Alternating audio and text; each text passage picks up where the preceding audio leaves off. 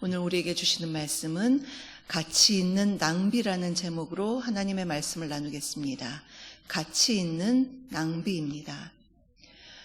요한복음에서 이 12장은요, 요한복음 전체에서 하나의 분수령이 되는 그러한 장입니다. 이전의 날들이 예수님께 공생애에 좀 평범한 날들이었다면 이제부터는 주님 죽으시기 전 유월절을 앞둔 그러한 일주일 전의 이야기입니다.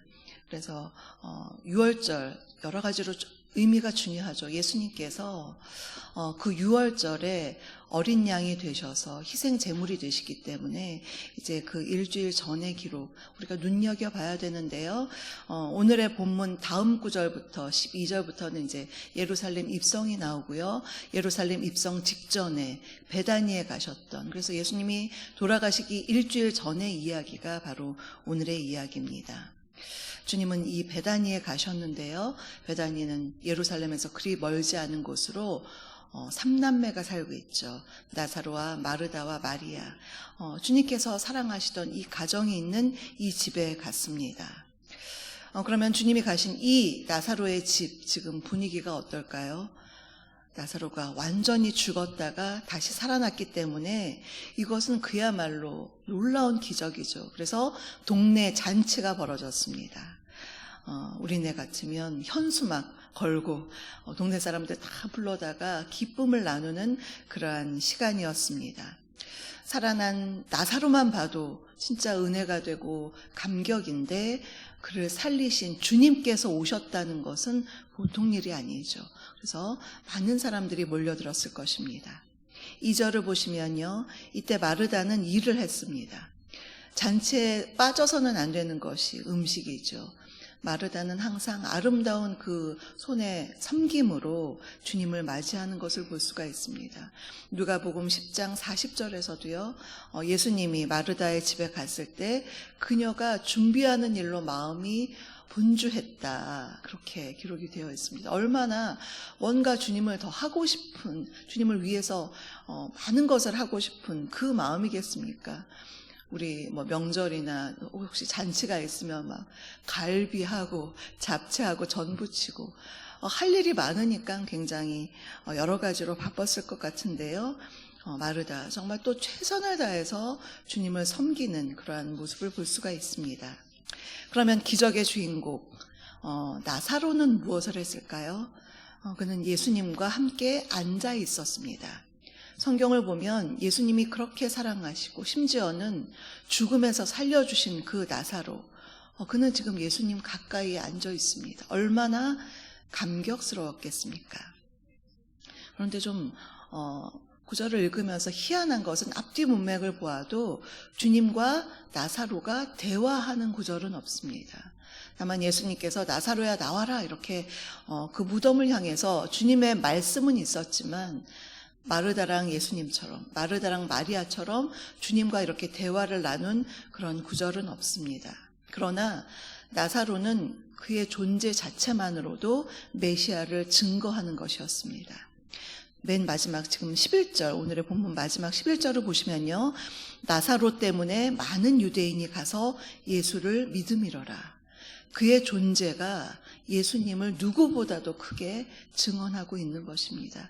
참 아름답게 쓰임받는 나사로입니다. 이제 나사로의 잔치집에 가신 예수님을 통해서 오늘 우리는 두 부류의 사람을 만나볼 수가 있습니다. 첫째로 주님께 아낌없이 드리는 헌신의 사람입니다. 주님께 아낌없이 드리는 헌신의 사람입니다. 예수님이 오신 자리에 마리아가 아주 비싼 향유, 곧 순전한 나드 한 근을 가지고 왔습니다. 그리고 예수님의 발에 그것을 부었습니다. 사람에게 있어서 발은 좀 부끄러운 부분이죠. 많이 걷다 보면 냄새도 나고, 특별히 이때 이 당시는 샌들을 신고 다녀야 하는, 그래서 흙먼지 뒤집어 써야 되는 그런 발, 더러워진 발인데, 마리아는 주님의 그 발을 정말 정성스럽게 향유를 다 부어서, 그리고 자신의 긴 머리털로 그것을 닦아드렸습니다. 향유는, 그 냄새는 온 집안에 가득 퍼졌습니다. 그러면 마리아가 주님을 이렇게 섬긴 이유가 무엇일까요? 바로 예수님이 오빠 나사로를 살려주셨기 때문입니다. 영영 보지 못할 뻔했던 오빠를 이렇게 살아서 볼 수 있는 그 기쁨, 생명에 대한 기쁨, 그것을 누린 것입니다. 그 은혜가 너무 감사해서 주님을 정성스럽게 섬겼습니다. 이 향유는 지극히 비싼 것이라고 되어 있습니다. 값으로 따지면 300데나리온, 이는 그 당시 노동자가 약 1년간 일하면 받을 수 있는 노동의 삭시입니다. 요즘으로 따지면 최저임금 대충 생각해서 연봉 2,500이라고 생각하면 향유 하나에 2,500이다. 굉장히 비싼 것이죠. 그것을 주님 앞에 아낌없이 쏟아 부었습니다. 이것은 거룩한 낭비요, 가치 있는 낭비였습니다. 예수님을 제대로 알았기 때문에 그녀의 가치관이 달라진 것입니다. 마리아에게도 이 향유가 왜 값비싼 것이 아니었겠습니까? 그 자체가 물질적으로는 비싼 것이었지만, 그러나 예수님을 만나고 예수님의 은혜를 체험하고서는 세상에서 가치롭게 여기는 것, 그것을 기꺼운 마음으로 내려놓을 수가 있는 것이었습니다. 지금 마리아는 그러한 물질적 가치를 주님께 내려놓았습니다. 지극히 값비싼 향유지만 죽음을 이기게 하시고 오빠에게 생명을 주시고 무엇보다도 부활의 생명을 전해주신 주님께 자신의 신앙 고백으로 아낌없이 드릴 수가 있는 것이었습니다. 게다가 자신의 머리털로 주님의 발을 씻겨드리는 것, 그것을 통해서 자신의 인격도 주님께 드린 것이죠. 자존심 상하고 기분 나빠 이런 거 하나도 없었습니다. 이렇게 발을 씻겨드리는 것은 당시 종들이, 이제 다른 사람들이 오면, 상전이 오면 종들이 그렇게 발을 씻겨드렸는데, 자신이 종의 모습, 노예나 마찬가지인 그런 종이 되어도 상관이 없다. 남들의 시선, 자존심, 그런 비웃음, 그런 거 아무런 상관이 없었습니다. 왜냐하면 그만큼 주님을 사랑하고 주님께 너무나 감사했기 때문입니다. 사도 바울은 빌립보서 3장 7절에서 9절, 우리가 너무나 잘 아는 말씀인데요. 이렇게 말합니다. 그러나 무엇에든지 내게 유익하던 것을 내가 그리스도를 위하여 다 해로 여길 뿐더러 또한 모든 것을 해로 여김은 내 주 그리스도 예수를 아는 지식이 가장 고상하기 때문이라. 내가 그를 위하여 모든 것을 잃어버리고 배설물로 여김은 그리스도를 얻고 그 안에서 발견되려 함이니. 너무나 귀한 말씀입니다. 내가 모든 것을 잃어버려도, 모든 것을 다 배설물같이 내려놔도 나는 너무 좋다. 그리스도를 얻었다. 그 안에서 내가 새로운 나를 발견할 수 있다. 이것은 굉장한 신앙 고백입니다. 우리가 오늘 그 마리아에게서 보는 것이 바로 이러한 모습입니다. 사랑하는 성도 여러분, 여러분에게 가치가 있는 것은 무엇입니까? 만일 예수님을 믿는다고 하면서도 내가 내 손에, 내 마음에 움켜쥐고 있는 것이 너무나 많다. 그렇다면 아직 주 안에서 온전한 가치관이 변화되지 못한 것입니다. 자기를 부인한 사람, 그 자기 부인 안에 나의 인격과 삶과 나의 모든 소유, 그것을 부인한 사람은요, 주님과 함께 나의 정과 욕심을 십자가에 못 박고 오직 나를 위하여 죽으신 주님을 위해서 살아가는 것입니다. 그런 가치관의 전환이 일어나는 사람이 바로 온전한 그리스도인입니다. 지금 베다니의 나사로의 집은 향유로, 그 향기로 가득했습니다. 이런 향유의 냄새뿐만이 아니라 지금 나사로와 마르다와 마리아, 주님을 향해서 각자의 자리에서 헌신하고 있는 아름다운 그 모습으로 아름다운 향기로 가득한 이 집, 참으로 아름다운 집입니다. 주님께서 예루살렘 입성을 앞두시고 베다니에 가서 이 잔치집에 참여하셨다는 것, 물론 그 가정의 아름다운 그 모습을 주님께서 바라보신 것이지만 또 한편으로 생각하면 주님의 죽음을 예고하신 것입니다. 주님이 이제는 앞으로 죽으셨다가 다시 부활하실 것, 그 부활 이후에는 이러한 잔치, 생명으로 인한 잔치가 될 것이다. 그러한 것을 예고하는 모습이라고 할 수가 있습니다. 두 번째로 물질에 매여 있는 탐욕의 사람입니다. 물질에 매여 있는 탐욕의 사람입니다. 4절을 보시면 가룟 유다가 마리아의 행동을 보고서 그녀를 비난했습니다. 5절에서 이 향유를 어찌하여 300데나리온에 팔아 가난한 자들에게 주지 아니하였느냐 하니, 어떻게 보면 꽤나 합리적인 말처럼 들립니다. 향유 쏟아부으면 없어질 거 그거 쏟아붓지 말고 그거 팔아서 가난한 사람들 나눠주면 얼마나 그들이 유용하게 쓰겠느냐, 그런 말이죠. 그러나 문제는 이것이 가룟 유다의 본심이 아니라는 것입니다. 그가 가난한 사람을 많이 생각해서가 아니라 그는 돈이 그저 아까운 것입니다. 가룟 유다는 제자들 가운데 회계를 담당하는 사람이었습니다. 돈꾀를 맡고 있었는데 거기 넣는 것을 훔쳐가는 도둑이라고 했습니다. 그러면 가룟 유다의 본심은 무엇이었을까요? 속으로 그런 말을 하지 않았을까요? 저 향유 쏟아붓지 말고 돈으로 주님께 드려서 좀 돈꾀에 넣으면 내가 좀 가져갈 텐데, 그런 악한 마음을 지니고 있었습니다. 가룟 유다는 예수님을 따랐던 제자였지만 참 제자가 아니었죠. 물질의 노예가 되어서 지금 생명의 가치, 감사의 가치를 모르는 것이었습니다. 마리아보다 모르는 것이죠. 그 고귀한 헌신, 고귀한 낭비를 전혀 이해하지 못했습니다. 영적인 눈이 어두워졌고 돈의 눈이 가려워서 이 모든 것을 물질적으로만 판단하고 가치를 매기는 것, 그것이 지금 가룟 유다의 잘못된 부분이고, 결국 그는 이것을 회개하지 않았기 때문에 자기 스승마저 은 30에 팔고 마는, 어떻게 선생을 팝니까? 메시아를 팝니까? 그러나 돈이 더 우선이었던 그의 가치관이 변함이 없었기 때문에 결국에는 그것으로, 돈으로 망하게 되는 것입니다. 예수님은 가룟 유다의 이 말을 듣고 마리아의 헌신에 대해서 의미를 해석해 주었습니다. 그녀가 한 것은 곧 다가올 죽음을, 장례를 준비한 아름다운 향유이다. 그렇게 말씀하시면서 한마디 덧붙이셨죠. 가난한 자들은 항상 너희와 함께 있거니와 나는 항상 있지 아니하니라. 그렇죠. 예나 지금이나 가난한 자들은 항상 우리 곁에 있지만 주님은 곧 돌아가실 것이니까 그것을 섬긴 마리아 탓하지 말라는 것이었습니다.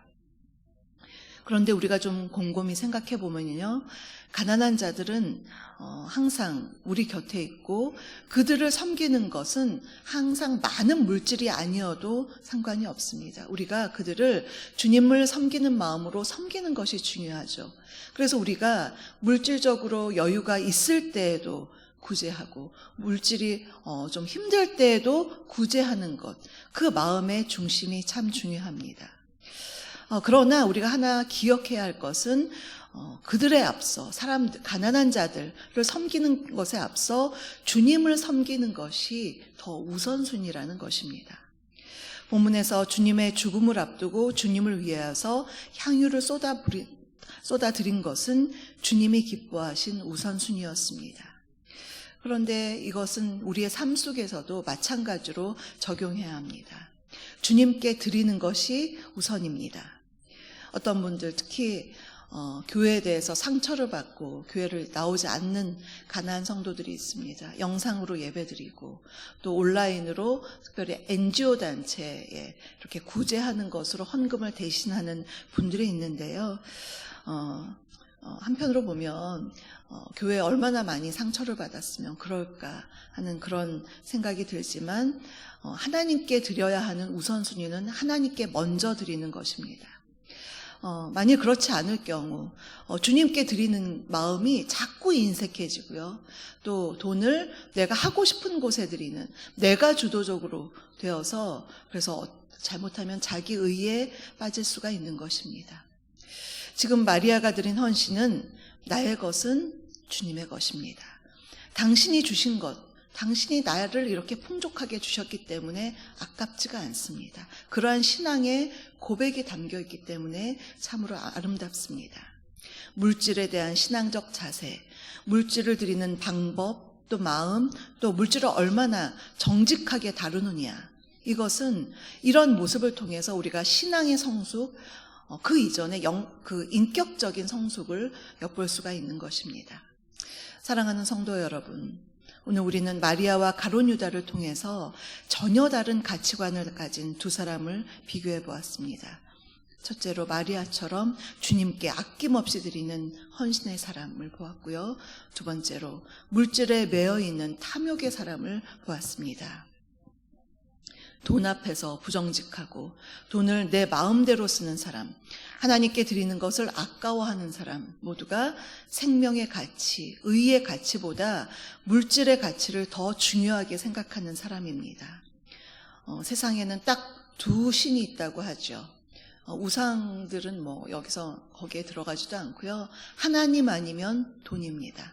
하나님을 섬기든지 돈을 섬기든지. 그만큼 돈은 강력한 만몬 신입니다. 가룟 유다가 스승을 팔게 할 정도의 그런 강력함이 있습니다. 나에게 물질을 허락하시고 풍성하게 누리게 하시는 그 주님을 바라보면서 언제나 주님께 나의 것을 아낌없이 드리고 또 주님이 주신 은혜, 그 풍성함을 누리면서 주님 너무나 감사합니다. 그렇게 주님께 주님의 은혜에 감사할 수 있는 사람, 그런 사람, 주님께 향기로운 그러한 삶으로 헌신할 수 있는 사람, 그런 헌신의 사람이 되어서 우리 주님을 기쁘시게 해드리는 저와 여러분, 우리 모두가 되시기를 주님의 이름으로 축복합니다. 오늘의 말씀을 생각하시면서 찬송가 213장을 부르시겠습니다.